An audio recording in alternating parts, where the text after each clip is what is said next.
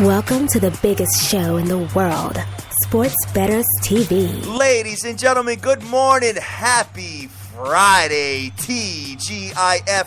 What is going on out there, SBTV Nation? How's everybody feeling, kid? It was a little bit of a wild night last night. I could not get the job done, man. I tried with DeGrom. I tried doing like a coin flip matchup with the odds, just kind of, basically even money, man, to make it work, and just could not get it done.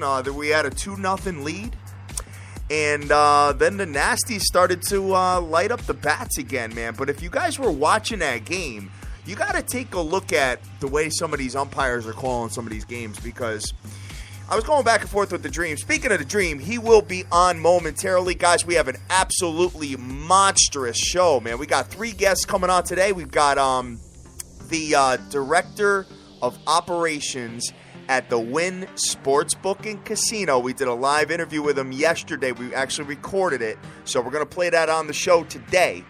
We've got AC Wildcat 83 coming back to do some horses, and we've got Sugar Sheen Redinius going to break down some future series prices on some of the NBA matchups, man. Looking forward to it. But anyway, going back to the Nasties. I was going back and forth with the Dream, and I said, you know what? This umpire's just not calling strikes, man. He's not giving the pitchers anything to any leeway whatsoever. I said, I'm going to go over. So I ended up telling him I wanted to go over 8. Jumped up to 9.5. I still got it. Managed to get all the money back that I had invested in that $300 parlay. I got that $300 back. Basically broke completely even on the night, guys. And you know what? Hey, I'm sorry about the DeGrom, man. I really thought that the Mets would take care of business there. But hey, you know what? It is what it is. I am here. I am owning up to my losses. And I'm ready to win. I'm ready to win, baby. That's it. Big ups to the Bulls, by the way. My God. What was that, a 54-point win? Unbelievable, man. I mean, if you watch that game, guys, you could tell that the Bucks were just right out of it, right out the gate. I mean, after the first quarter when they were down, I want to say it was either 16 or 18 points. Wow, just taking a look at that game, I say, you know what? I got to get, because what I did was I had $100 on the Bucks to win the East. So what I ended up doing was betting $100, to get a live line with the Bulls in the second quarter to get out my $100. So I was able to do that as well. So that's how I do it, man. And I can't wait to get Sugar Shane on here to talk a little bit numbers on how some of this stuff is going to work, and you guys will understand what I'm feeling and how I'm doing it. So what I'm going to do basically, so we're not doing scores, guys. The format of the show is going to be as follows today. Well, first of all, I want to shout out everybody that is retweeting our show, because we love what you guys do for us. I got Direct Sports Solutions, I got Sir Mata, I've got Triple B, Immaculate, Benjamin Rowe, Irvin.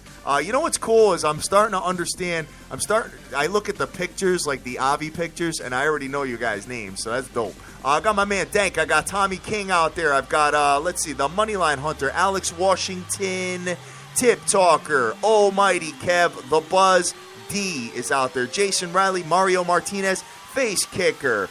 Who else? Is this J Wayne B111?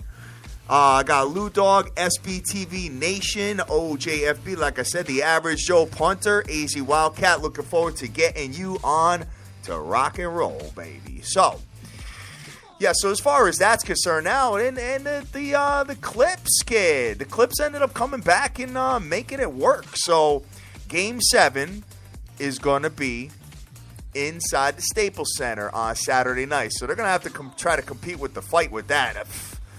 That's going to be tough, man. But at least we got a bunch of stuff to look at while we're waiting for the fight. We can watch some of that game. So it'll be good. So, guys, I think what I'm going to do is I'm going to jump right into this interview, okay? So we had an interview yesterday, like I said, with John Avello.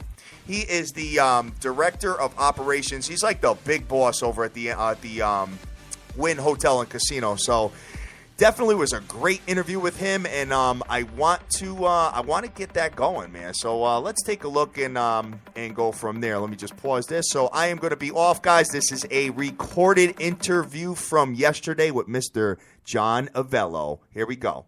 This is a recorded interview with my guy, John Avello, the Director of Operations at the WYNN Sportsbook and Casino. John, how are you today? Doing well, thank you. Doing very well. Oh, that's great. I really appreciate you taking the time to get on the line here with all the madness that's going on in Las Vegas. How is it out there right now? Pretty crazy week. Usually we build up to these big weekends, and Thursday the crowd starts coming in, and then by Saturday we're at full capacity. But this one started early. I noticed at the beginning of the week there was a big crowd coming in, so we're at full capacity throughout the week. Oh wow, unbelievable! So has the hotel and casino has been sold out basically for a while now? These rooms have been sold out. Yeah, once this fight was announced, these rooms were sold out probably 3-4 weeks ago. Wow. Rooms in town are going from anywhere. I guess a low-end place, you'd probably still pay $300. I think our rooms here are about $1,800 a night. It's just crazy. I've never seen anything like it before. Wow, unbelievable. And Dream, feel free to chime in on anything I ask him, all right? Definitely. All right. So, so I just got a couple of questions for you, John. I mean, we're looking through this, and it's a very big weekend. You have the Kentucky Derby and the boxing match on the same day. How will that impact the sports book and the volume of people? Well, that's going to, and with the Derby, the race itself will go about 3:30 our time on the West Coast, and the fight is going to go roughly 9 or later than 9.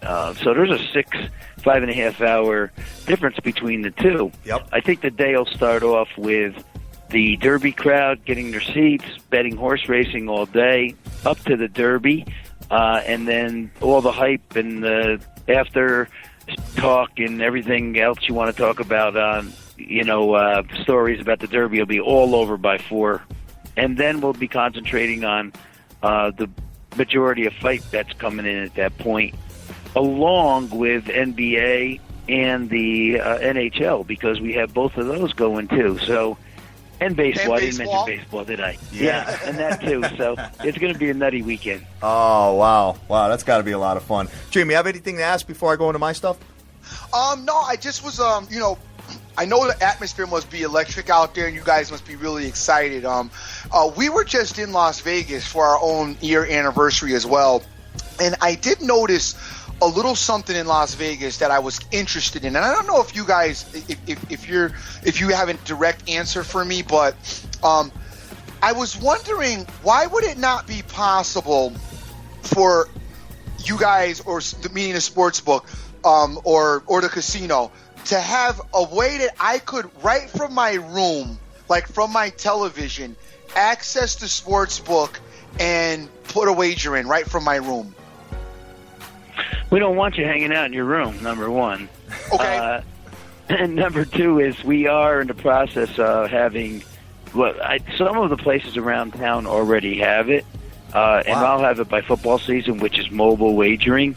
Right. So you'll be able to make your wager on your mobile device within the hotel, boundaries, or actually in the boundaries of the state itself. Wow. So Okay. that will be available to you. You won't need a TV. I think the TV, that technology is kind of blown by. I think it's easier to do it because everybody has a device on them. Right. I was just thinking, because I know that, one, we dealt with some lines during March Madness at the sports book for Vegas. The second thing is, every guy, every married man knows that while the wife is getting ready, I mean, we're sitting around kind of twiddling our thumbs, watching whatever's on TV. So it seems to me it'd be a lucrative investment, obviously for the casino as well, as you probably be able to do, like, I don't know, maybe online poker or whatever have you right there from your room. And also, the last leg of this was, which I was going to touch on too, is your feel as far as live wagering, because live wagering is something that appears to be on the rise right now in gambling. And with live wagering, trying to get to that cashier could prove to be a problem, as time is of the essence when it comes to live wagering. That's true. First of all, technology will continue to change, and as it does, we in Las Vegas will probably follow suit. So, we're going to continuously keep coming up with new products for our guests to be able to wager, whether that's going to be poker, which we already have in town, sports betting, horse betting, and probably casino games. So, all of that will evolve over time. The second part of the question was, what was it? It was about the wagering on the... Live wagering. Live wagering. We do that now, and we do it point of sale, which means you get up and make the wager at the counter. We haven't had any problems with lines because we have enough tellers, and there's like a 2-3 minute window to do it. Now, when I get my mobile app, which will be, over the next 3 months, I'll be offering it also on that. But you're right that type of wagering, live wagering, it's not new. I mean, I've been doing it for quite a few years, but it's new on a mobile app, and it's a way that people like to stay in action throughout the game because they have ways to get off their bets or find an arbitrage or what have you. So that is going to be a main staple for us here. Oh, if you guys, when you guys get that going, I'm going to be, jump in when I want, when I see something that's going on, on the field or in the court or something like that, So very excited about that, John. Yeah, I am too. In our town, we need to kind of continue to keep coming up with new ideas for new wagers because, people like to gamble, and so you keep coming up with a new menu, they're going to support it. Absolutely. There's 1,000 options these days. It's not just betting the point spread and you're done anymore. There's a bunch of different avenues. So we're looking forward to that. So please keep us in the loop on that. Getting back to the fight, John, I mean, as far as the big fight here, are you expecting are you expecting the biggest handle ever as far as a boxing match? What's your thoughts on that? I am.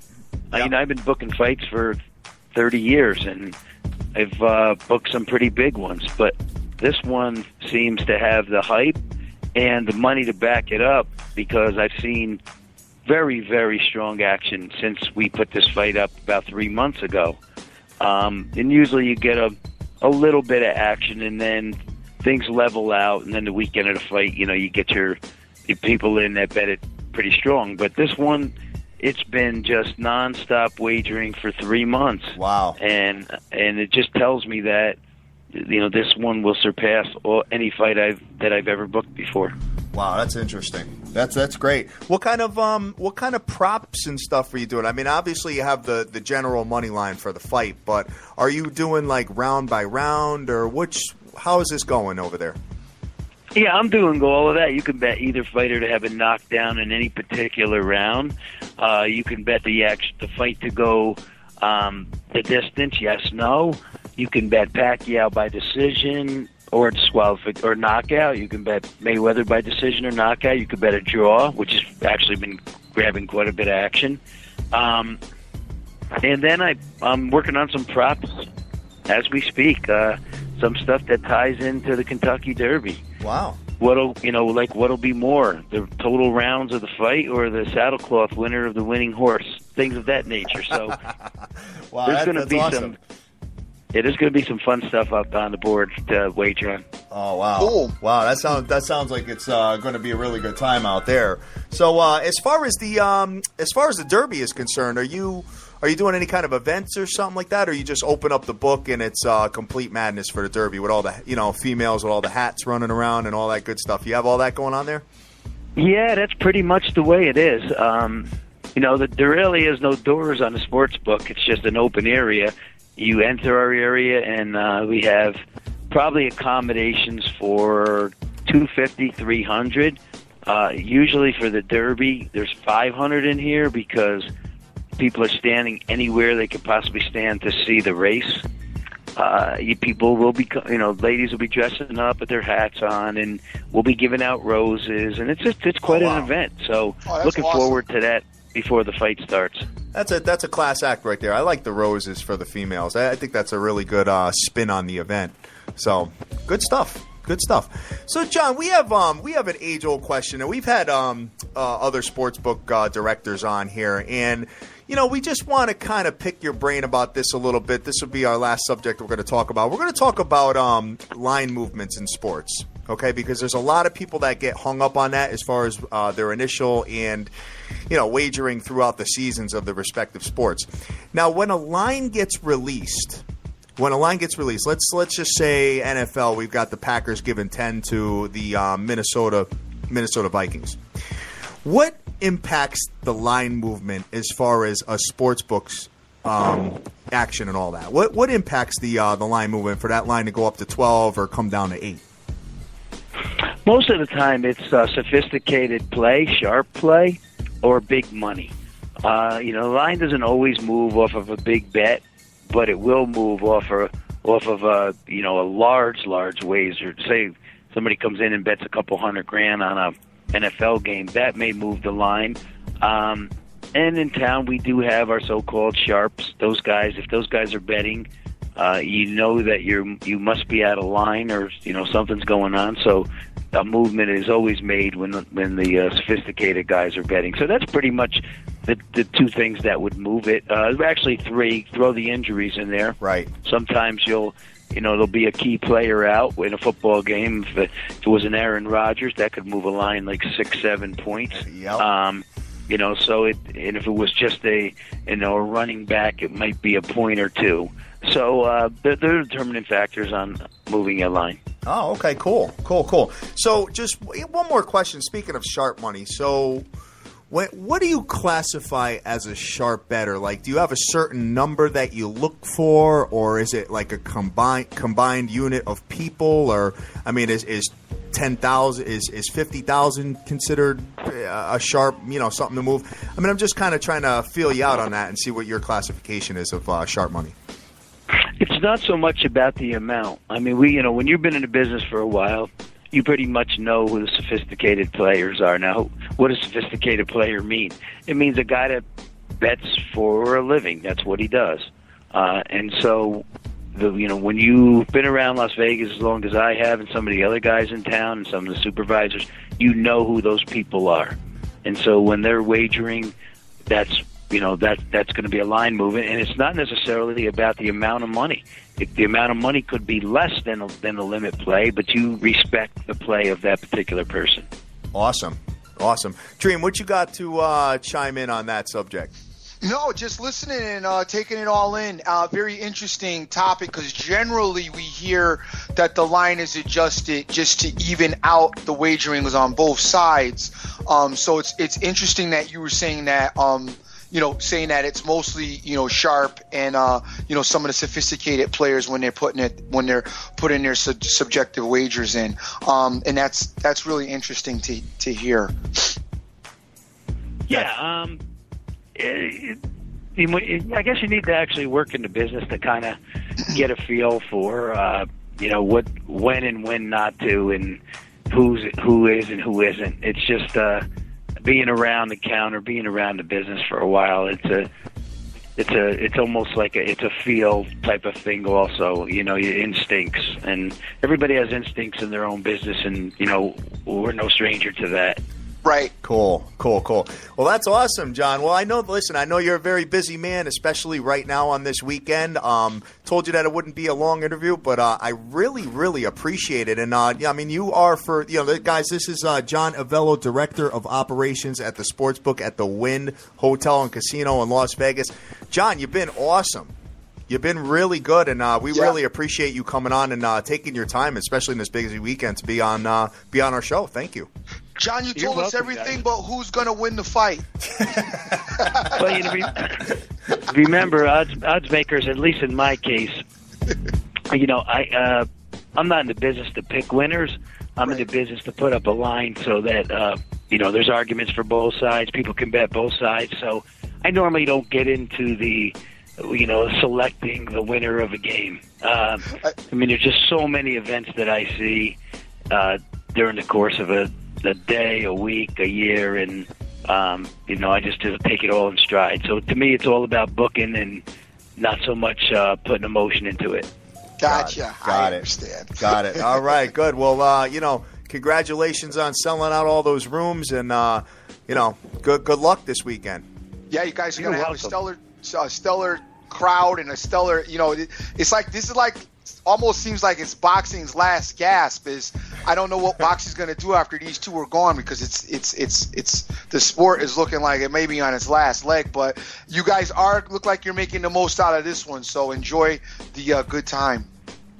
You guys are correct in that assessment. The heavyweight portion of the game has been long gone. There's, Vladimir Klitschko has been the champ for 6-7 years. Most of his fights are in Germany, and we don't have that strong heavyweight status that we once had. So I hope this isn't the end of it, guys, but this is certainly the biggest draw of all time, and maybe it's all just everybody's just banking on this one fight. I don't know if that's true or not, but we'll see in the future. Sure. All right, sounds good. John, thank you so much again, and we really appreciate it and look forward to meeting you one of these days when we come out there. Okay, guys, have a fine week. All right, thanks, John. Thank you. You too. Thank you. Bye. Bye. All right, Dream. So that was pretty good, man. It's Definitely. good to get all that information from him. You know what I mean? No doubt. Oh, definitely. All right, so that concludes our interview, and back to our live show, kid. All right, guys, let's do it.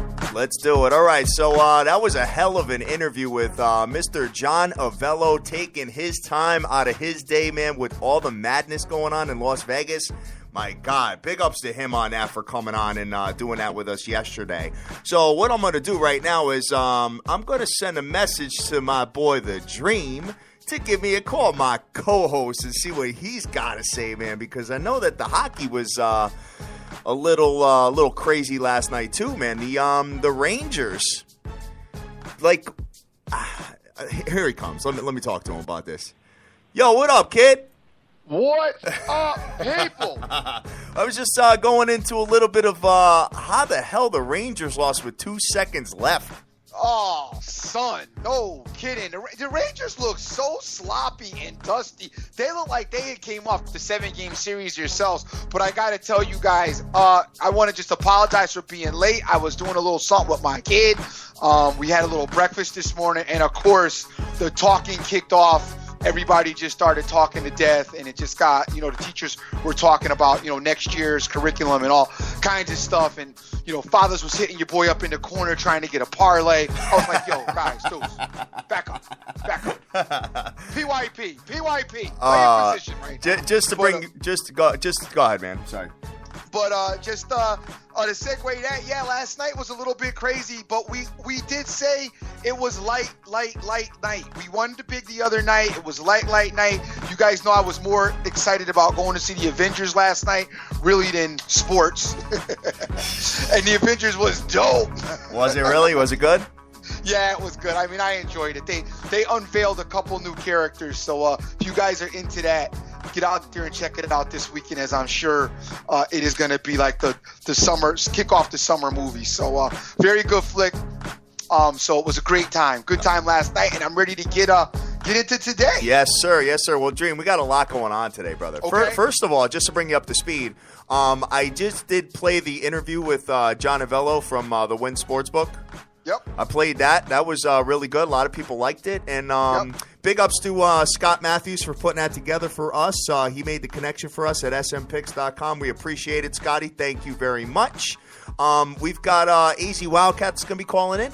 Yep. As well. And I don't know how much time you have, but I wanted to get Sugar Shane on here for like 10 minutes and pick his brain about series prices for the NBA coming up. So I don't know what your time is looking like, but if you got to cut out early, I understand. Yep. All right. So we'll keep it moving from there, dude. So I anyway. got a couple of DMs. Guys, I just wanted to go over, because a couple of people DM'd me about about what am I talking about with the in-game wagering and in-your-room thing. I don't know if you guys have ever been on a cruise, but if you take a Royal Caribbean cruise, from your TV set, you can access like your whole account. You can see like how much money you spent, where you spent it at. You can order room service. You can order movies. You can do everything right from your room, from a remote control. And while I was in Vegas, I'm thinking to myself, because there was excessive lines in Vegas, not to mention people who were screwed up with the time change. You know, there was a couple times I woke up like games are going off in 10 minutes. I'm like, there's no way I'm going to be able to get dressed, get downstairs, get to the sport books and get my play in. I'm just shocked that Vegas doesn't have it. And I probably should be out there right now promoting my idea to somebody out there. But I just felt like Vegas should have a way, either from your TV or even have a computer in your room, that you would be able to access. You know, one, you'd probably be able to play like on virtual poker slots or whatever, and then the other side of that would be the sports book, where you'd be able to access the sports book and put a play in right from your room. That would go like right to your account that you already have set. At check-in, the money would be either in there or out. I mean, I think don't ask me why they don't have it. To me, I think it's the bomb. Not only that, there's a rush factor when you're at this actual sports book putting in your play. I don't know if you guys if you guys agreed with me, but for the guys that visit Vegas, compared to how I do it at home, you know, on my iPad or my home computer, I can do so much more investigating, checking stuff out. Take it easy, calm. It's going at my pace. At the sports book, it can be a bit rushed. You're looking up at the board, the lines, you can see them, but they're not, you know, they're a little bit confusing. I know we had an issue at the MGM with the lines being a tad bit confusion. You eliminate all that if they're on a computer and it's on laptop. And the last factor is guys waiting for their brides, getting ready, doing their hair, doing whatever, putting on their makeup. You're sitting there twiddling your thumbs, watching something on TV. You could be betting. So why Vegas doesn't have it, I don't know. And I probably should be out there right now plugging it, because it probably would be dope. But that's what I was talking about. Yeah, or just makes you, you know, if you don't want to get out of bed, if you got something nice laying next to you, you know, you could do it there too. You know what I'm saying? No doubt. Got a nice two-piece or something like that. You're good. You know what I'm saying? No doubt. And look, my man Marlon said that would be a great idea. I know, dude. Somebody going to take it and clobber me for it, though. Oh, definitely. All right. So, getting back to sports, kid. How about the Bulls, huh? The Bulls, well, that was no big surprise to anybody that listens to the show. Son, I couldn't believe that, man. I was like, they were down 6. Yeah, but you could believe a 54-point win? I don't know about that. I thought they were going to get blown out. I said it because my thing was, you knew the Bulls were a lot better than the Bucks. It showed games 1, 2, and 3.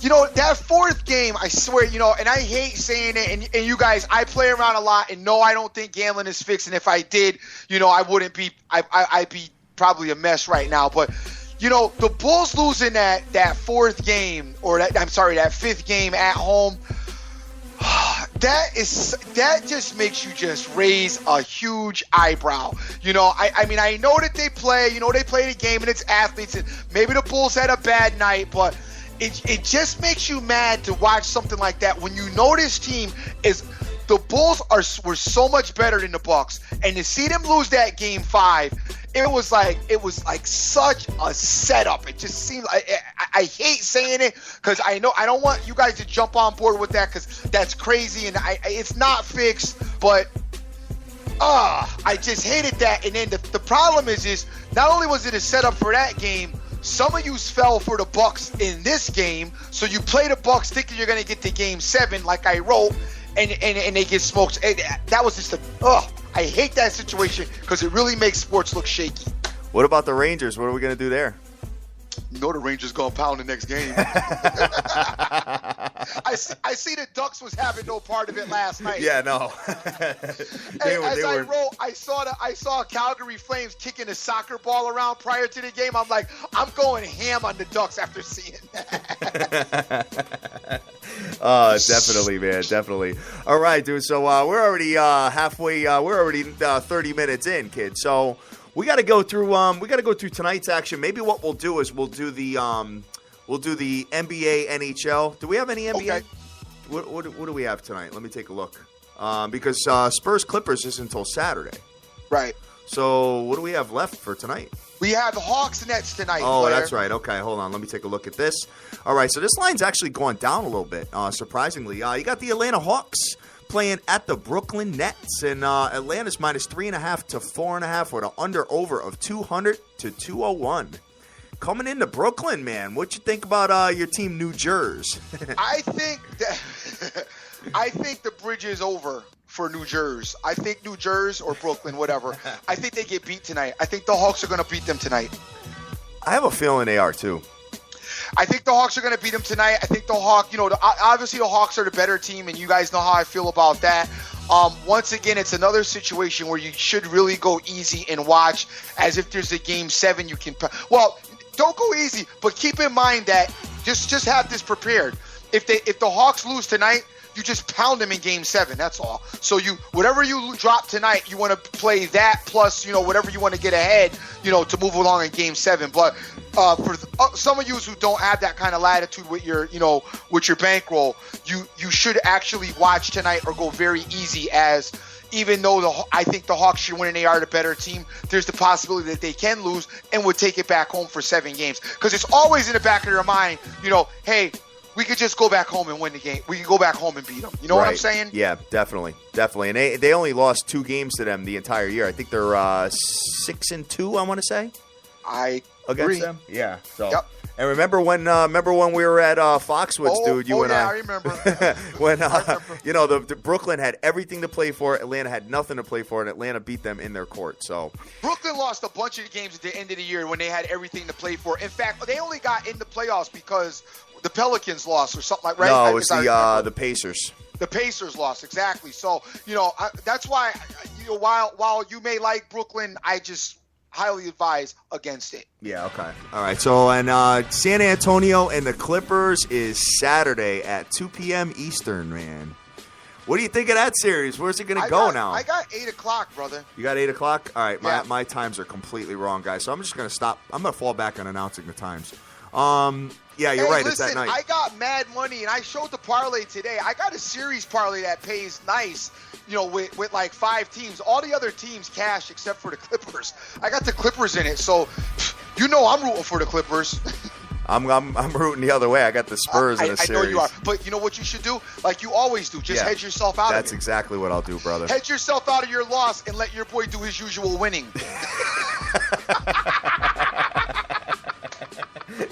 It's called winning. All right. Guys, I'm amped up, man. The first graders have me going strong in there. The kids at that age are so much fun. You know how they are. The energy level, and then some of them are dusty. Some of them, and my kid's like complete dynamo in the morning. He was up at like 5. Pop, we got to go to breakfast. I'm like, dude, it's like 2 hours away. Go back to bed. But the kids are amped up this morning. It's always fun dealing with them, and it's kids are just fantastic. You guys who have kids, and you guys who don't, you got other fantastic things like Porsches and Ferraris. Yeah, right. Exactly. You can either have a Ferrari or you can have a kid. Yes, one or the other. All right. So going into the hockey real quick, we got the Tampa Biscuit Lightning coming into the Habs. The Montreal Canadiens are minus 125 with an under-over of 5. What do you think here, bro? Dude, these 2 games today, these games get real kind of because, the Canadians, they didn't really impress me with the Penguins because I didn't feel that the Penguins were a good team. Then the Lightning go toe-to-toe with Detroit, who I didn't feel like was a good team. And I thought the Lightning were far more superior to them. So this is a tough call, this game, because I don't really know what to expect out of either one of these teams right now, because neither one of them kind of played like they played for the majority of the season. The Lightning should have eclipsed Detroit, and the Canadiens should have, I guess, struggled a little bit with the Penguins, which they really kind of didn't. They didn't play the Penguins, did they? Pittsburgh. They played Pittsburgh. No, the Rangers played Pittsburgh. Oh, I'm sorry. The Canadiens played. Oh, my bad. I'm sorry. The Canadiens played Ottawa. Yeah, right, Ottawa, right. Yep. And I expected them to. My bad, guys. Real sorry about that. But the same thing. Everything I say falls true. Same situation. The Canadians didn't struggle with Ottawa as much as I thought they should have. And when I say the Penguins, I was a little bit wrong. With Ottawa didn't quite back into it, even though I hated Ottawa's last game against the Flyers. But whatever. Back to the Canadians. I thought the Canadians would struggle a little bit more with Ottawa, which they didn't. Struggled as much as I expected them to. But the Lightning struggled with Tampa Bay. So Tampa Bay struggled with. You guys know what I'm trying to say. I'm sorry. Tampa Bay struggled with Detroit, the Red Wings. I'm all over the place. Sorry. I don't like this game. I think I would fall back and I would watch so we can get a feel. I don't know where either one of these teams are at right now, so I'd like to watch. You guys got a couple other experts out there. You got Total Sports Edge. You got the Hockey Immortal. First Lady of the Fake Fam is over there. They are all engulfed in this hockey thing, so you might want to get involved with them. I did notice that yesterday we did have one under, one over. So, I wouldn't be surprised to see two unders today, but I'm not going to plug anything in this Lightning Canadian game. I'm going to stay off that game. You know what sucks about my day yesterday is I had two baseball plays. I had St. Lucia and I had the Mets, and I bet the Mets and did not bet St. Louis. Sucks. and you got me to bet the Mets with you. Sorry about that, brother. Good luck. Sorry about that. Well, hey, no, whatever. Luckily enough, the Rangers lost, so I don't really feel bad about it. That bad about it. But the Mets, I know if you remember, I hit you up before the. You know what was funny about the Met game, guys? The Mets were an underdog and they were plus money. They were undefeated at home and they had DeGrom on the mound. Yes. I found that, you guys who took that line watching and all that stuff. I was kind of scratching my head about that. And as a matter of fact, I texted you that. Yeah, you did. Right You did send that to me. And then you got me thinking about it. I was like, play's already in. Kid, $300 paid almost a Gino. I know. was like, that was our indication that was not going to work. Shut up. Such an ass, kid. All right. So, how do you want to do this, man? I mean, we got MLBs for days. We have. Hold on. We got the Blackhawks Wild. Oh, that's right. Yep. Guys, I'm liking the Blackhawks tonight. I think the Blackhawks are the even though I think that the Rangers are going to win the whole thing if they can maybe wake up. The Blackhawks are my second pick that I like, as much as I like the Rangers. I think the Blackhawks will handle this game like I expected the Rangers to handle their last game, and I think the Blackhawks get it done tonight. So my lean very slightly is on the Blackhawks. I know you guys like the Wild, and they got a little momentum from being the Blues, but I think as you saw last night in the Duck series, that the Blackhawks will be more than able to handle the Wild tonight. Blackhawks a little bit more physical of a team, I think. Will bang up the Wild a little bit. The Wild, they seem to remind me kind of a little bit finesse-ish, like pass the ball around, like moving a little bit fast. And the Blackhawks are gonna, I think, bang them up a little bit.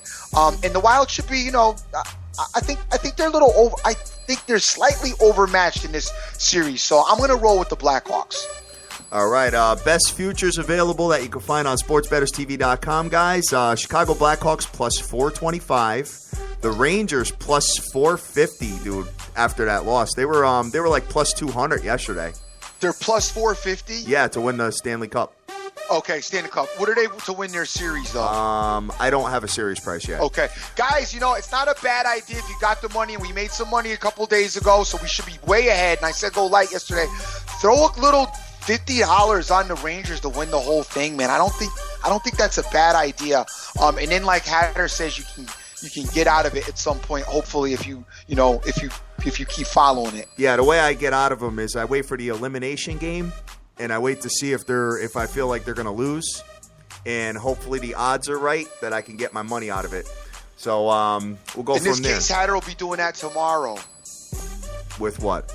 The Clippers and the Spurs. Oh yeah, definitely. Hopefully, whatever. Hopefully, I don't have to do that. So we'll see what happens. I love I'm going to be out with you too, rooting against you. I know, I love it. Such a jerk. I'm gonna be such a jerk. Talking about I told you, dog. You ain't believe me. Look at Dusty Duncan sticking. Yo, that Clips gonna be so amped tomorrow. Oh my god, I know they that would be are. a mess. I get to do that before the Pacquiao fight. Cats are definitely throwing me out of the bar. I'm definitely getting thrown out of wherever we're at. People will be sick to death of me. Oh, I know. Hopefully we don't have any obnoxious fans in there. You know what I'm saying? Just going nuts. All right, and as far as the Anaheim Ducks, they're plus 450. The Habs are plus 700. The Minnesota Wild plus 750. Tampa Biscuit plus 800. The Caps plus 1,000. And Calgary plus 2,500, brother. Any other value? You're just liking the Rangers to win the whole thing. Any I other like teams? the Rangers to win the whole thing, but I don't think you. I think you should maybe throw a piece of money on the on Anaheim as well. You like them, huh? Yeah, I think it's going to end up being an Anaheim Ranger Stanley Cup. I think it's going to be an Anaheim Ranger final, and I do think Anaheim is I think they could. It's not out of the possibility. So it's worth a shot on both. But for you guys, I already told you. I hope you guys did the Rangers Ducks series parlay. I think that's going to be good. I think that'll work for you. I also think that you probably could take the Blackhawks Dolo, but I wouldn't. I would stay off these next two as far as your series are concerned. But I also wouldn't mind taking Rangers to win the Eastern and the Ducks to win the Western. Okay. All right. Have you talked to AC Wildcat 83 yet? I haven't. Let me go look and see if he's DM'd me. All right. If not, then I'll have while we're waiting for him, I'll have Shane call. Take a look and see what you got there, brother. Okay. Let's see how many baseball games we got today, brother. Hey, you got the no score first inning to work yesterday. Finally, I know, but lost the damn game. You made it happen. I think Sheets Money was on that too, with you. Yeah, if you guys got down with me last night, dude, how we got out of that, I have no idea. Strasburg ends up putting a runner out first and second with one out. I'm like, oh, dude. I'm screaming at the TV. I'm like, I am not doing this ever again. I'm so sick of this. I'm like, every time I do it, it's like just no good. I know you missed a home run too, like within a foot. Did you see that one? Yeah, no kidding, right? Oh, the story of a gambler, man. Let's see. No kidding. AZ says he's going to call in 1 minute. Okay. He's brushing his teeth and taking some aspirin because he's probably hungover. All right. My man Yoda was saying, take Milwaukee Brew Crew plus 168. Get the day started right. Yeah, right, dude. Nah. Hey, did you see, how about my boy Chris Sale getting smashed? Son, he let up 9 runs in 1 inning. That's your dude. My God, he must not have had the right gold chain on yesterday. I still ain't forgave Chris Sale for what he did to us in Costa Rica. Yeah, I know, right. When we bet him versus the Stanks, he got smoke showed. I wish I was Why don't you look over it and get any game? Why don't you just give out the baseball games you like? Because I got to talk them out, man. Oh, I got you. You know what I mean? I just can't look at it and be like, oh. We can't go through this whole card. We'll be here till 12. Good point. Let me see what I have. Maybe I can find something and I'm taking a look at. I'm so pissed I didn't bet St. Lucia yesterday, man. Oh, all right. This was something I was looking at. I looked at this yesterday, guys. We got Lester on the mound for Chicago Cubs. And that's a 2:20 start, so I'm going to kind of get the junkie itch going with a day game. I like the Cubs. I think I'm going to play the Cubs today, man. I'm taking a look at this real quick. I know it's juicy, guys. I apologize about that. Yesterday I did a coin flip game with an actual underdog, and didn't work out for me. But Chicago is scoring 4.45 runs a game. I think Lester is due a win. He's 0-2 with a 6.23 ERA. Chicago is superior in every single category I could find. Runs for, runs against, runs differential, team ERA, offensive hits, walks, strikeouts, defensive hits and walks. Milwaukee's 5-17 coming off their big win. Dude, I gotta go with Lester today. No doubt. I'm gonna get the run support too there. What? Yeah, I'll get the run support from the Cubs.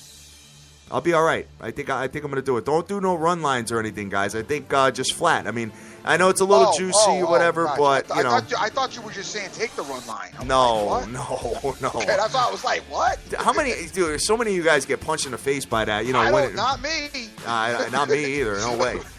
Buy it down to 1, so at least you get the push. I money line parlay a football game, so why would I be interested in a run line on a baseball game? Yeah, I know. You know what? To each his own. A lot of guys, with those and the puck lines and stuff, make a lot of money at it. And because they do that because they want to be cheap. It's like that coupon penny pinching stuff that I hate. I hear you. Well, they're trying to, go after the big one and not pay the juice. So that's what I'm interested in today. Looking at this. And you know what? Those of you cappers out there, I want to just say this about, because I heard that, your clients don't like the juicy stuff. If your clients don't like the heavy juice, it's in my mind that you might have put that in their head, by the way, as well as one of your bargaining tools is why they should take. Well, listen, this is what we promote over here at Total Sports. We're dope. We promote that we don't like to take heavy lines, and I'm not knocking you, Total Sports Edge. Please don't think I'm taking a shot at you, but I'm just saying some of that information might be your fault that they feel that way because you put that in their mind. I don't know, man. I disagree with you, dude. If I'm gonna pay a guy to give me my picks, do you think I'm gonna question him if he gives me a heavy favorite? Dude, well, just think about. I want you to think about this for a minute. Put your cap, if you were a capper hat on for a minute. Yep. Now you see all the critics that we get. Yep. And we're free. Yep. So can you imagine if we were trying to sell the stuff we do? You right. know what I'm saying? So I understand it. So I mean, there's a lot of critics out there. So I get it. Here's my thing, though. When you tell your client to take the New York Jets plus 15 or a money line against Peyton Ball, do you not think that your client is scratching his head going, is this dude for real? Well, if you're doing a point spread, it's one thing. Talking about no, we're not going to do the juice. And the guy on the other end is looking at the phone come on, dude. I don't know, man. You know what? It is what it is. But I got my man AZ Wildcat on for a couple of minutes today to go over the Derby stuff. What's going on, brother? Good morning, fellas. What's up, SBTV Nation? Oh, great show. Great show yesterday. What's going on, Playboy? Shoot, not much. Just loving this early morning wake-up calls. Yes, definitely. Guys, yesterday we went over the race for today. Has anything changed in the female horse race for today? In the female horse race, no, nothing for me has changed. I'm still going to be on Stellar Wind, Lovely Maria, and Include Betty. All right. I'll still be on those and Chatterbox. And Chatterbox, yes, I'll add him to support. 12-8-7-3. Right. Your boy played it yesterday. That's what's up. That's what's up. All right, cool. Just one quick question before we go into the Derby. Yeah, Do you have any idea of the horses that you like? Do you foresee them do they start off fast? Are they going to kind of maybe catch a lead early and keep the lead, or maybe start off slow and then catch a lead at the end? I mean, do you have any kind of opinion on stuff like that? Yeah, definitely. As you've probably heard with everybody else that's talking about the Derby that has any handicapping experience with it, it's going to be one of the toughest Derbies to handicap. There's just so many good horses that are in it. I personally love closers. They can sit off the pace. That's usually with the Derby, as long as you get the good weather and the good route. That off the pace closer can definitely run it in and bring it home. That's also why I love International Star. Again, preferably for me, like a Mariano Rivera horse. Yeah, I mean, I like that. There's four or five horses that are straight speed and want to get out to the front, and they're going to battle each other and have a pissing contest around that first corner to see who's better, and they're going to tire each other out, and then you're going to have this guy just coming from just behind them, finishing through on the back final stretch. That's how I see it happening. However, Dortmund could get out there in the front and take off, and nobody could touch him. So that's the fun thing about this race. Awesome. All right, dude. So getting into the meat and potatoes, the Kentucky Derby, Saturday. What time Eastern time is that? 6:34 Eastern. Right. Again, that's at Churchill Downs. It's race 11 for 3-year-olds going 1 mile and 1/4 on the main track. All right, cool deal. So what's your thoughts on some of these horses, brother? How many horses race in the Derby? 20, right? 20, yeah. And just for everybody's information, yesterday after we got done with the show, about an hour or so after, they scratched Stanford out of the race. He was in the 11 hole.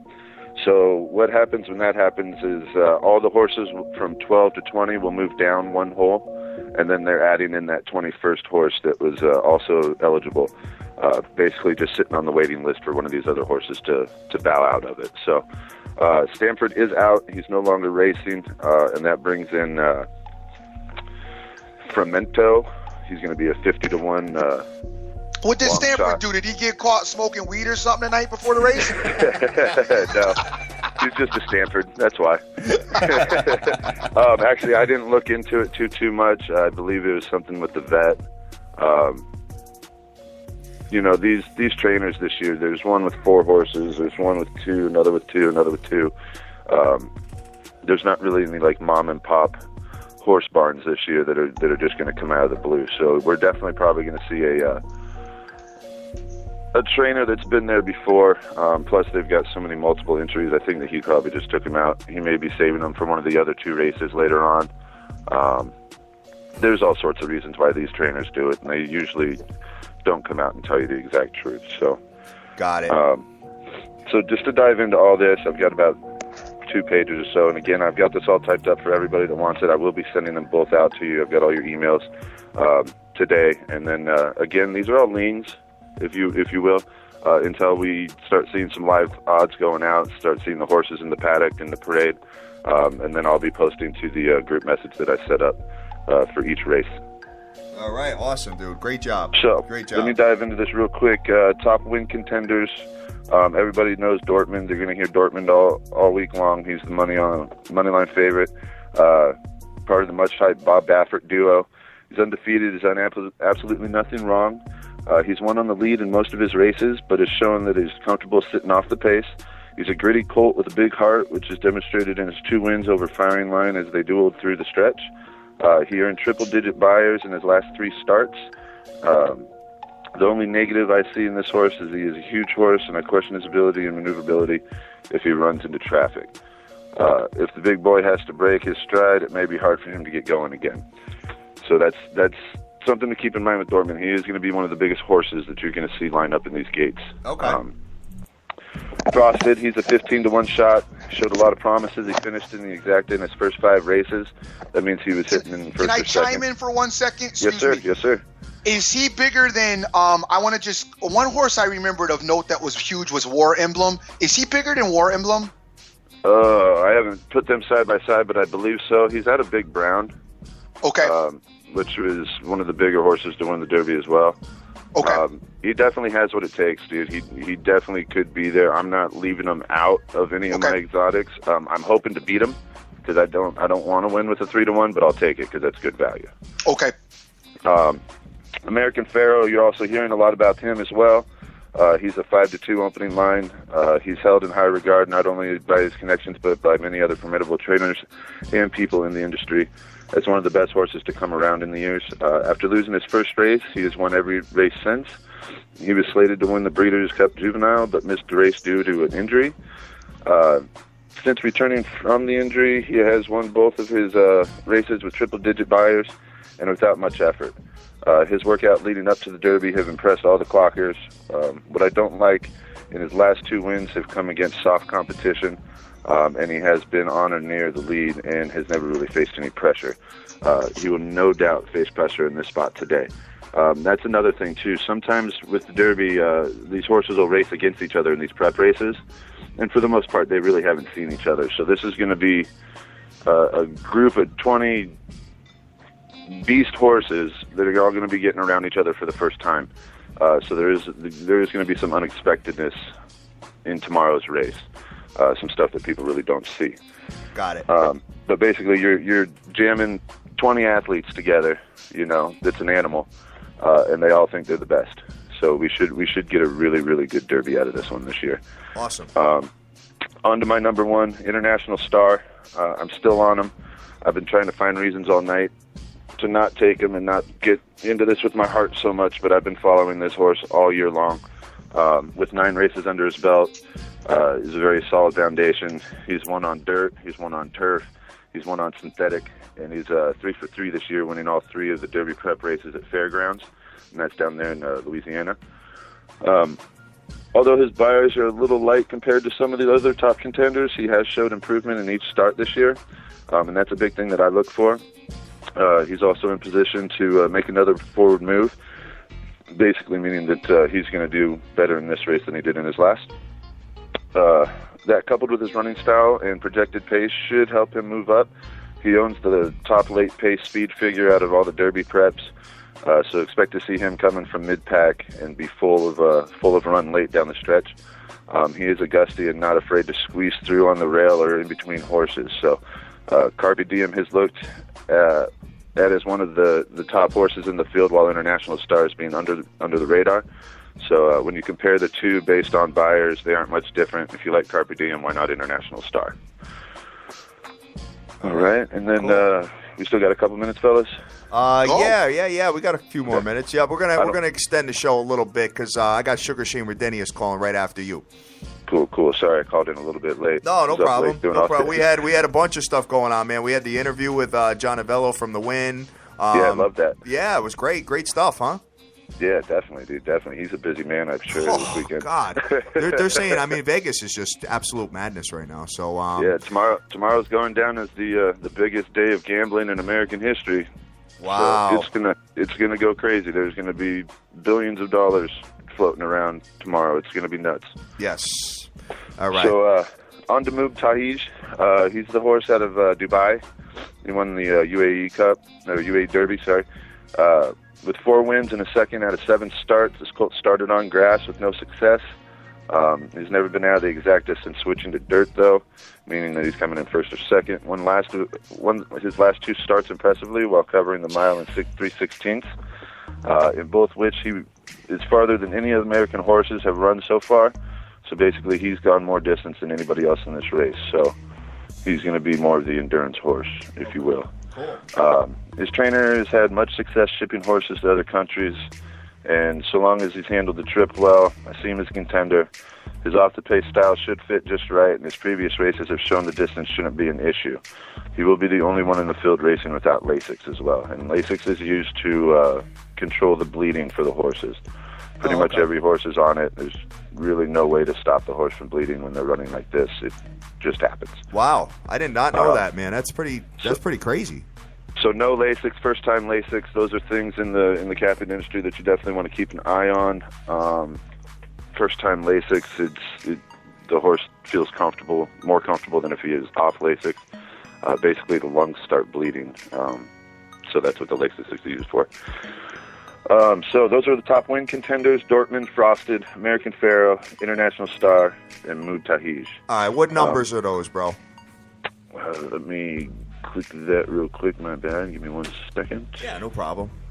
I appreciate you coming on, man. 2 days in a row, kid. Yeah, definitely. That was up late last night. I know, and it's 7 o'clock in the morning out there in the desert. Shoo. Man, and it comes quick, too. Yes, thank you very much, man.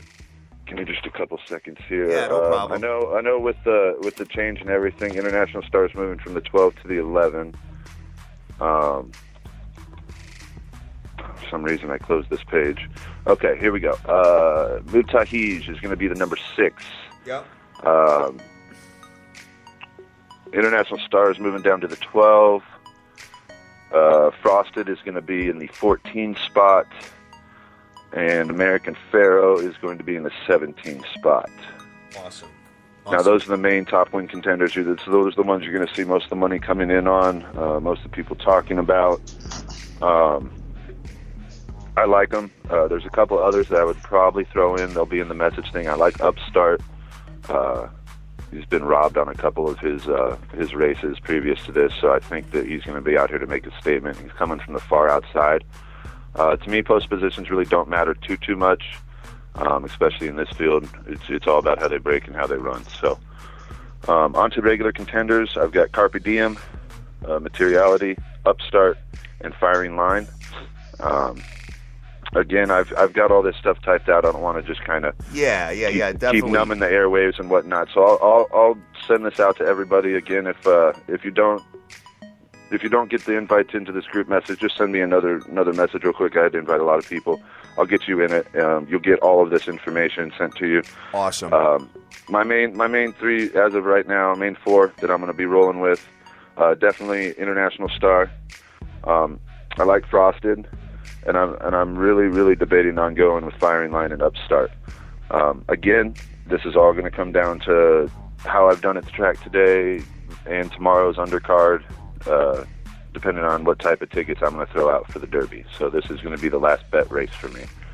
Cool deal. So again, I'm trying to build a bankroll from what I'm starting with. As long as that happens, and I can go a little bit more exotic on my Derby bets. If not, then I'll be a little bit more disciplined. As of right now, though, Kentucky Oaks, Kentucky Derby. If I was picking one horse from each, I'm taking International Star from the Derb, and I'm taking Stellar Wind from the Oaks. All right, guys. So the race today is at 5. What is it? 5:45 Eastern. 5:49 Eastern. 5:49 yes. Eastern and there's, today. Six races total today that out in Arizona I'm able to bet on, because we can't bet until a certain time of day. So that's 11 o'clock our time. All right. So I believe it's race 6 through 12 or 7 through 12. We'll be able to do all those picks this week or this morning. So, and I'll have those on my Twitter as well. Awesome. AZ Wildcat 83 on Twitter, guys. This is a guy that really perfects his trade as far as breaking down the ponies, man. You've been doing this for a few months, and your work definitely shows it. You could definitely tell that you know what you're talking about. And guys, make sure you give him a follow and go from there. I appreciate it, guys. I know today sounded probably a little bit scattered. You're fine. Again, once you read it on the paper, it'll make a little bit more sense for everyone. And again, any questions, please don't hesitate to ask. I will answer every question asked today. So. All right. Sounds good, man. Thank you so much for calling, and good luck with your plays. Thank you, guys. I appreciate it. Thank you, brother. Thank you. Yes, sir. Let's cash something today. Let's do it. Let's do it. All right, fellas. Thanks again for everything. Hey, no problem, brother. Thank you. All right. All right, Dream. So, good information, man. I'm glad he gave us a lot of information in a short amount of time. Yeah, he did. And I told you guys yesterday that he's also on 2 other shows. That's the Guppy show, which is Hornish, and then the other show is the Albanian show. So if you guys want to hear more from him, I don't know if he's on them today, but DM him up or whatever. You can hear him somewhere else. I know he's on a couple other shows. So he has a lot of pertinent information. Those of you who might have missed it, or he may do some more on those. So you might want to go check him out over there. Feel free to, as we definitely warrant everybody getting as much information and winning and using every tool available. Yes, absolutely. So, all right, dude. So I'm going to just send a message, and this won't be that long. Shane and I just got a couple things to discuss about the NBA. Now, basically, guys, what I'm doing is I have a lot of money invested in futures in the East in the NBA, and I put a lot more out there yesterday, okay? Because the way the brackets are falling, I feel like that there's some really, really good value, and I think that we can cash like in almost every scenario. So the way the brackets fall right now is the way it would work is Washington is going to be playing the Atlanta-Brooklyn winner, and obviously the Cavs without Kevin Love are playing the Bulls. So let me punch him in real quick. Mr. Redenius, what's going on, brother? Yo, what's up, everybody? How's it going? Sounded clear as Shane, hell. What's happening, man? What's going on? Good to hear from you, brother. You too, Dream. You too, man. What's up? Thank you for calling on such short notice, dude. I appreciate it big time. Yeah, no worries, man. No worries at all. Dream, why don't you sound that clear when you do the Skype? I don't know. He's sounding dope today. I know. Dude, I mean, I know. all the way in the West Coast, man, 7 a.m. in the morning, brother. Big ups to you for doing that for us. Yeah, no worries. Been listening to the show this morning. I'm usually not up early enough to listen live. But yeah, great interview you guys had with the gentleman from the WYNN. That's pretty crazy. You guys were able to land him during right before one of the busiest weekends of all time here in Vegas. I mean, it's ridiculous. It's bigger than the Super Bowl, and even like not long term over a whole stretch than March Madness, but for this weekend, it's going to be bigger probably than even opening for March Madness, I would imagine. Unbelievable. Just from what we're seeing already. Yeah, you're out there. So I mean, are you right? Are you right like near the Strip, or where are you at exactly? Like you right on the outskirts? I personally live maybe 10 minutes off. I could get to the Strip in about 10 minutes. I'll personally avoid the Strip like the plague this weekend, to be honest, unless there's any specific reason to go down there. But no, I'm going to be watching the fight at a friend's house. I'll let the madness happen for all the people that are coming in out of town for the fight. I don't have tickets for it, so no reason for me to just stand around the MGM, which I've been to 100 times, Yeah, right. Exactly. So, all right, dude. So I wanted to talk to you about, because, guys, just to familiarize yourselves with Shane Redinius, you work for Don Best, and you guys help create lines over there, correct? Yeah, we do work with, a lot of the different books that are especially here in Las Vegas, and especially work on say what's called a consensus line, which will basically take a lot of the different lines from books and basically blend them together to create a consensus line that we can post fairly early, and again just help other casinos with the way that they display their lines so that they're easily available not only for other sports books that are out there, but also for their clients. So that's where we're at with Don Best, and I'm actually fortunate enough to work with a gentleman that before working with Don Best was a sportsbook manager, managed sportsbooks from around the world for the last 20 years that he's been doing that, and Don Best is fortunate enough to have him come join our team a couple years ago, and he's actually a gentleman that I work with on the in-game trading side, which is the department that Don Best started creating with the help of this gentleman a couple years ago. And I worked with him yesterday actually quite a bit to come up with some baseline numbers for where these series prices should come out. Although even on the first example that I'll show you guys, it is interesting how some of the books may open up a little bit differently, but it's understandable too. And I'll explain that as we get into it here a little bit as well. All right, fantastic. All right, so I started getting heavily involved in the Eastern Conference futures. Okay, this is to win the Eastern Conference in the NBA. I think I found a lot of value there, guys. All right, so the way the brackets are set up, Shane, is, I mean, you already know this, but I want to let the listeners know. So you have you have the Bulls playing my boy, and my boy is without Kevin Love. I'm talking about the Cleveland Cavaliers. Okay, now Cleveland is a -1. I want to say it was minus a 123 to win the East. Okay, now let's just talk about him real quick. If Cleveland gets by the Bulls, which the Dream is pretty adamant that's going to happen, when they play Atlanta or the Wizards, what series price in your experience, what do you think the series price would pay if they play Atlanta being a number 1 seed and Atlanta being home for 4 games versus 3? What do you think that would be, like even money? Yeah, see what we were able to break down, because getting like 2 series out does, there's just too many unknown variables as far as factoring in, trying to put prices together, within that. I know what me and the gentleman I was working with yesterday were able to put together was really just looking at the potential series breakdowns, especially within the San Antonio-Houston, whether it be San Antonio, Houston, or the Clippers, Houston, and then Washington, Atlanta, Brooklyn, Atlanta, because those are still the 2 series that are undecided. And actually, there's still not prices out for the Chicago, Cleveland series yet that I've found. So getting 2-3 rounds ahead, I mean, that's just really difficult to pinpoint where those prices are going to come in at.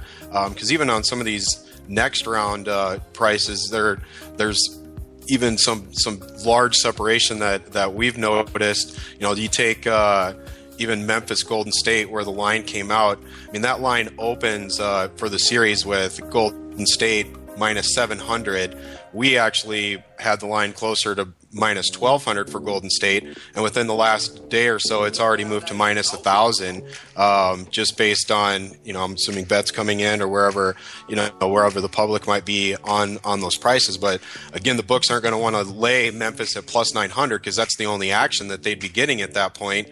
Just basically throwing money, hoping for, a big cash, or if Memphis could come out and steal a game in Golden State, then there'd be some hedge opportunities as well. But yeah, I see the route that you're, definitely wanting to go, and that's great thinking. Already having Cleveland, for the Eastern Conference, but to pinpoint where a price would be, 2 rounds from now, is just extremely difficult. So I don't have really a baseline for that.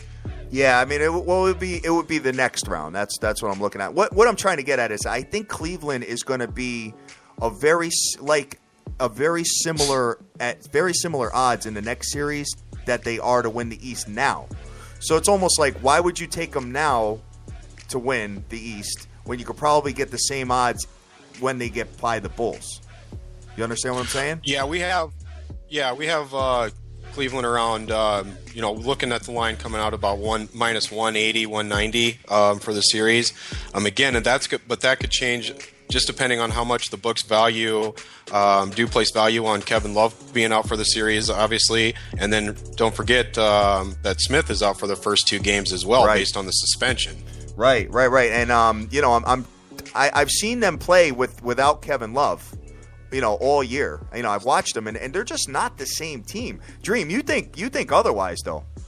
Who's that? You're saying? You think Cleveland is a powerhouse even without Love?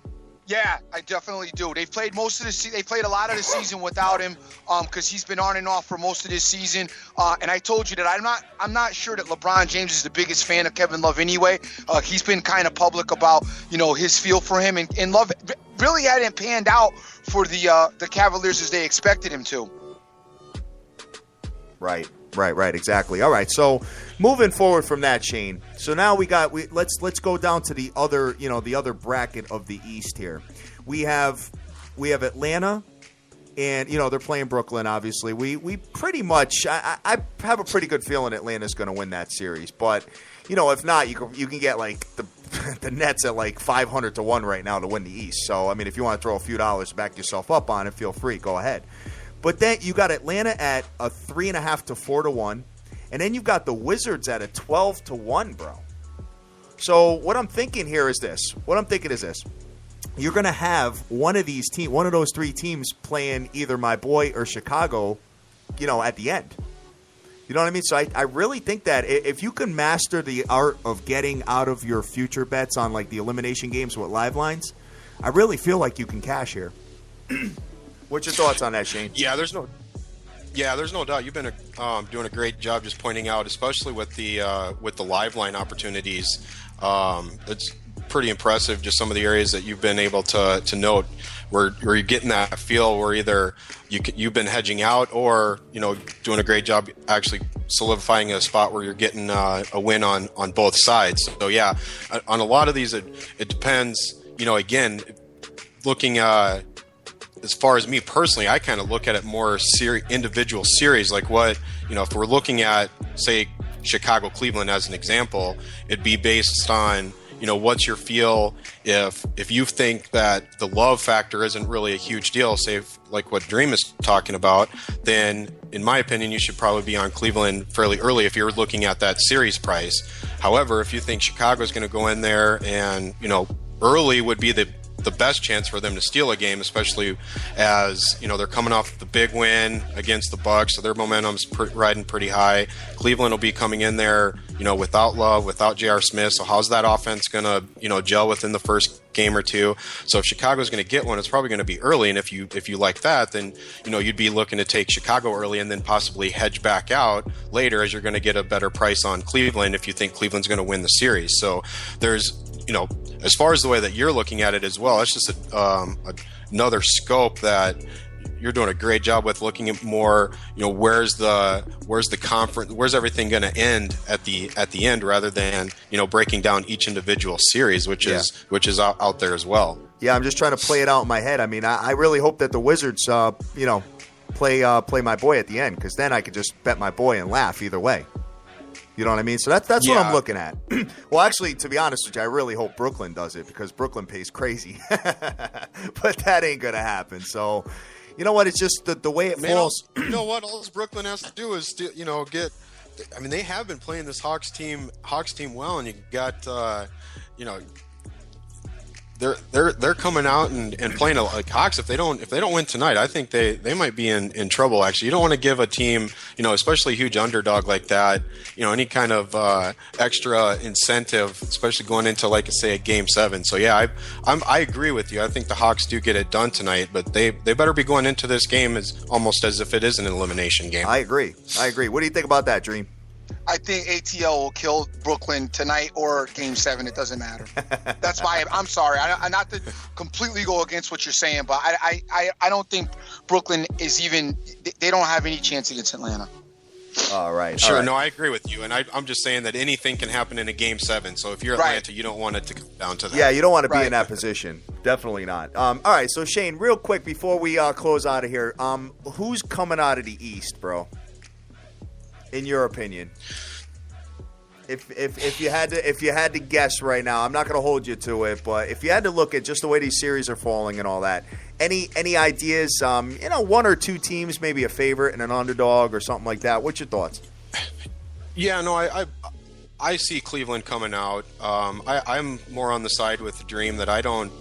As great a player as Kevin Love is, I'm not sure that it dramatically impacts what Cleveland's able to do. I mean, you still look at the rest of the roster there, and for me, all it does is you take a guy like LeBron James, he's always been a great team player, and at this point now maybe he just puts a little bit more on his shoulders, and is that necessarily a bad thing either?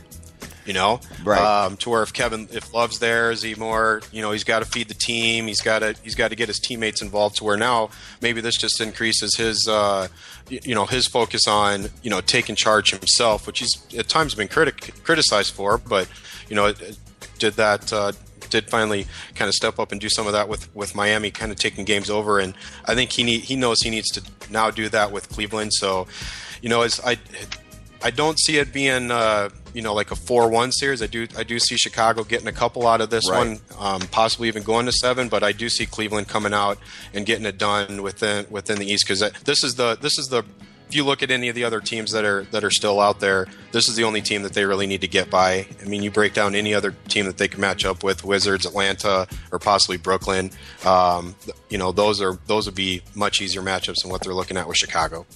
I actually think that the Wizards might be a tougher matchup than Chicago, only because, to me, Cleveland struggles with speed. To me, Cleveland and the Bulls are the Bulls are like just a bad version of Cleveland. They mirror each other in their style of gameplay, and just not a real speedy team. And to me, the Wizards actually, out of all the teams that are left, would pose the most problem to me for the Cavs, just because of their all around speed. But I feel that with shot selection and in-game, play that they do, it will ultimately, be their Achilles heel. But I actually think that the Wizards are a more complicated matchup for the Cavs, as I think, which is why I think if the Cavs meet Golden State, I think Golden State will beat them because of their sheer speed. You know what you guys can do? Go ahead. I'm sorry. Go ahead. Yeah, I was just gonna add to that. Within that, I mean, the reason that I would really favor Cleveland in that matchup would just be, you're talking, the series heading into the finals, and the Wizards, just the experience, does start playing a factor here as we get later into these playoff rounds, and Cleveland is just gonna. You can't put too much on or overstate the value that somebody like LeBron coming in there, already having a handful of rings, having the championship experience with Miami, what that brings to a team. He's been there, done that. When he's talking in the locker room, the guys are listening, and Washington really doesn't have that yet. I mean, you're right. They're building that through this experience, but that's where I would really give the edge to Cleveland in that scenario. Got it. I definitely think Cleveland has the edge, but I just think that I honestly think that, like I was saying, I think the Wizards pose more of a matchup issue and a problem to the Cavs than the Bulls would. But that's, of course, my opinion. What do I know? All right, sounds good. Shane Redinius, man. Dude, like I said, I really appreciate you coming on at such short notice. I really wanted to pick your brain. So, Shane, let me cut you off for a minute, Hatter, before you get rid of him. Since we got him on, let's utilize him. One we got, I think you said you're leaning Hawks tonight. What are you thinking about the Clippers Spurs tomorrow? Oh, man, in my opinion, all momentum is now swung in Clippers' favor here. I was really surprised that Clippers were able to go into San Antonio and get a win yesterday. I thought that series was going to be over last night with San Antonio. So as of right now, I'm like the Clippers. Looks like it opened -2.5 right now. On something like that, you might look at doing a money line play. But I would be on the Clippers in that scenario. I think there's this.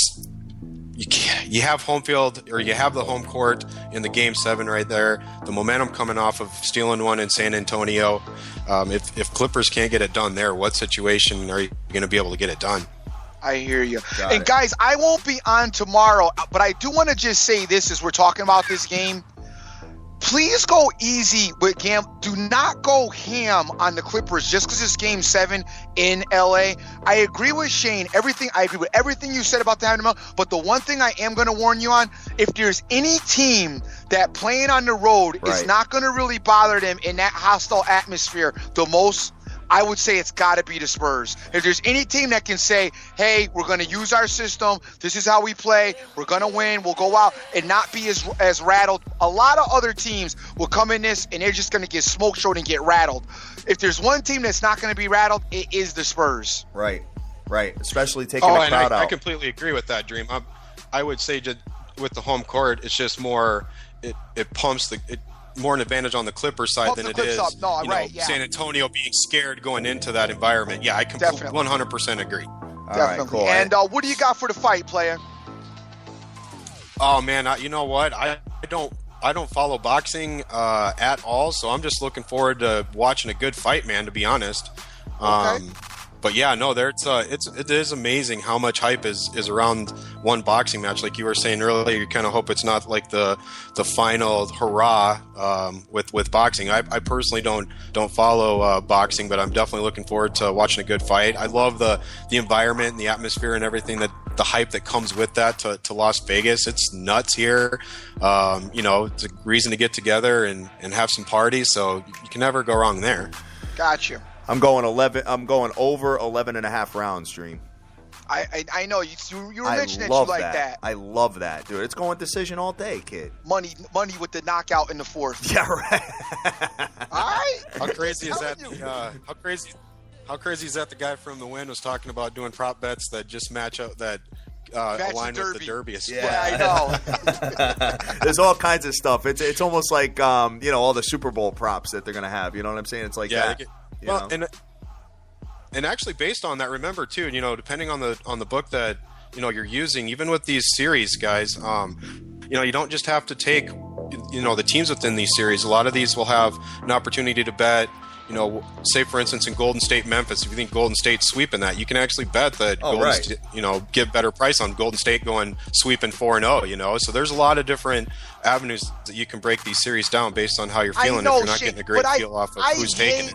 Yeah, I hate recommending that though, and I think when we talk about smart gambling, and we like to talk about that a lot, and I know sometimes I don't do smart gambling, and I'm sure all of us at times don't, but when you're the beauty of having a series bet is you're not betting the individual games, so you get the winner at the end of the series. That's like the beauty of having it. Now, when you try to get it to an exact number, and I know the payout's a little bit more, but it's like you're defeating the purpose almost of the series bet. So, because like you said, I mean, look at the Bulls. We all know that the Bulls, honestly, should have swept the Bucks when you think about it, okay?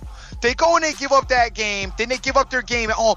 It's just like that's like that's just like stupid. Then they go and beat him in game 6 by 50 points. So to me, that's a prime example of why you don't want to take the exact outcome of the series. I mean, the beauty of the series is having the team just to win the series. I think that beauty and that advantage, should be attractive enough. Well, and again, you still have your hedge opportunities on bets like that as well. Exactly. That's what I love them which for. is nice. And again, I wouldn't be taking, series bets like that in something like Chicago, Cleveland, or some of those other ones. But, if I'm looking at Golden State and I'm really thinking, that they're just going to go ham on Memphis, Yep. It's worth me throwing a few bucks on getting, plus 250, 260 for him to sweep the series versus laying, minus 1,000. Right, because on that, if they go up, they get the first 2 home games. They're even going to be favored in Memphis. So get out of it, they're going to be favored in every game in the series, obviously. Right. So if you manage to get to Game 4, you know what I mean. If they're up 3-0, but you guys take that sweep. And then you get to Game 4, and then Dusty, and then my man Conley comes out with the mask on, in game form. You know what I'm saying? He hasn't played all 3 games. The crowd goes insane, and then we watch, Golden State just fall by the wayside, and then boom, you lose the sweep. No, we got out of it with a live line player. You could bet Memphis on that. No, I know.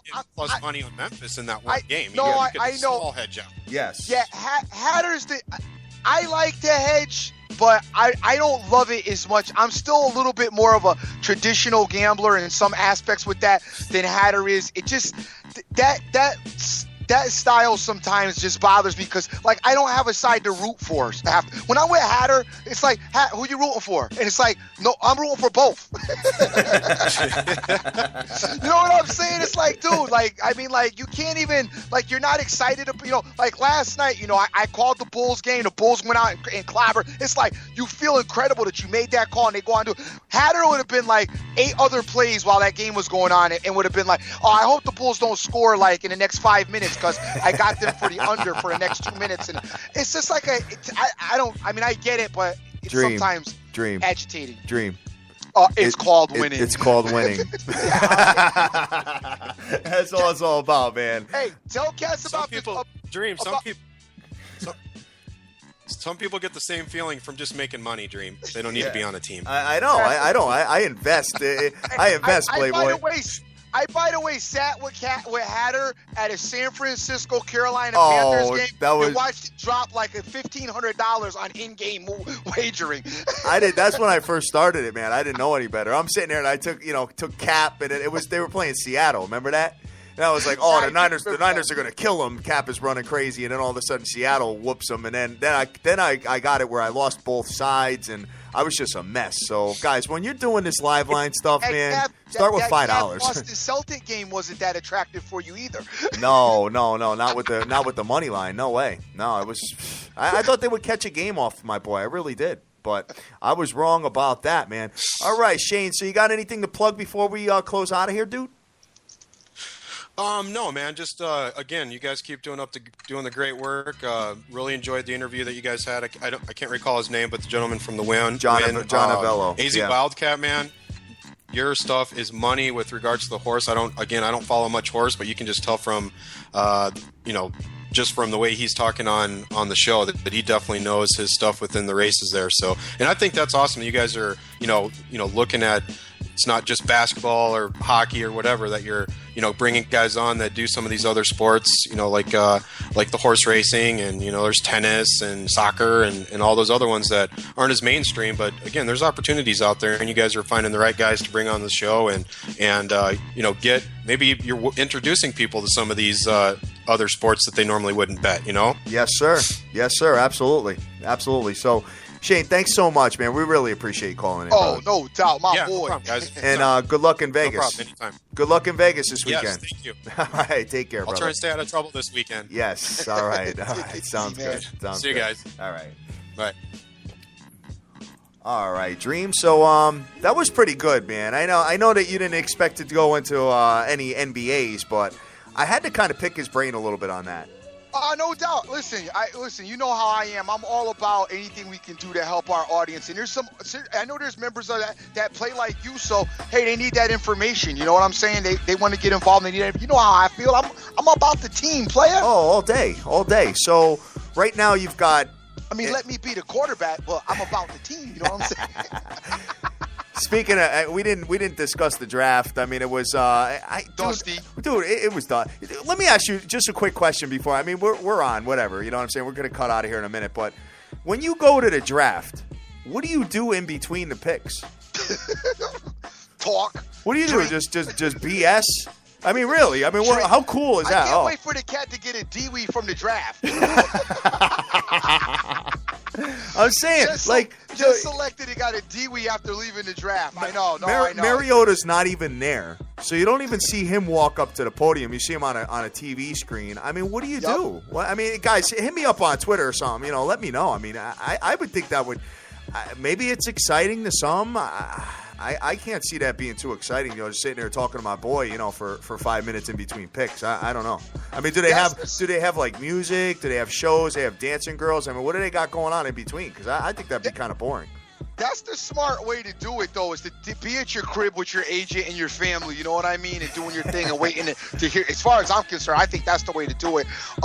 You know, the NFL, that draft thing, you know, nobody used to care about that. You go back like 15 years ago, and like Cats wasn't NFL did that as a marketing ploy to get people to watch and to keep football, you know, even more active. And hey, you know, hats off to them for, you know, doing their product and getting it out there. But dude, like really, who's feeling the draft like right now? You know what I'm saying? I love Goodell getting booed like out the building too. And every time he came up there, dude, Cats were booing him like crazy, man. That was just hilarious. That was like the best part of it. Yeah, exactly. And then murdering the names, and I would say the game changer's probably in his ear, probably wasn't good. He has to pick him a Pokemon card now for getting the names wrong. Exactly. But, hey, guys, I'm not going to be on tomorrow, so I'm going to give you my final thoughts. I am definitely highly invested in rooting for the Clippers to get it done tomorrow, as Hatter will tell you guys on Sunday how I was such a jerk at the bar with him and just rubbing it in. As will get him probably yet again like I did Green Bay, Seattle. Yeah, right. Green Bay, Seattle. Yeah. I was up 16-0 at the end and lost. Hey, you had Seattle, man. I was like, I had Seattle. I'm actually out at the phone outside the bar trying to get the other play in, and I come in, I see Hatter just hot. I'm like, what's going on? He's like, look. I go up and look at the score, and the game's tied. I'm like, oh my god. Oh, that was the worst. That was so funny. That was funny. The worst. But anyway, tomorrow I'm definitely gonna be involved with the Clipper game. And I like Money Mayweather. Obviously, I told you guys I like money. You know, I'm thinking that I think a lot of you guys think that this fight is gonna go to distance. For some reason, I just don't think that it is. I don't know why. I don't think it's gonna go to distance.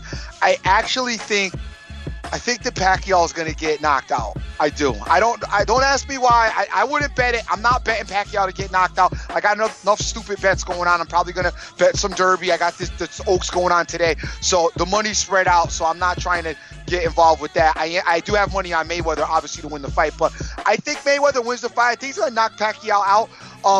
And the reason being is I think that Mayweather is just too fast for him. And I think Mayweather is actually gonna want to try to knock Pacquiao out just to really cement his legacy. Dude, if Money knocks Pacquiao out, just think he won't shut up. Yeah, right. You know what I mean? He'll be like me. I mean, imagine him if he knocked Pacquiao out. Just think about how much talking it will be if he knocked Pacquiao out. So my thing is I got a feeling that he may. I just don't think that Pacquiao, based on the last time Pacquiao got knocked out, and that punch was a rocky punch. It came from October and hit him, and his reflexes weren't able to get away from that. That really bothers me because I know that Mayweather is a lot faster than, I believe that was Margarito. I believe Mayweather is a lot faster than him. And if you can't see that punch, money gonna pummel you up with a bunch of those. You know what I'm saying? Got you. All right, dude. So that's going to do it for us. That's your stuff for tomorrow. Are you leaning any hockey tonight? Hockey, yes. No, tonight I got a slight lean on. Hold on, let's go. The Blackhawks, I think you said, right? Slight lean on the Blackhawks. Not heavy, just real slight.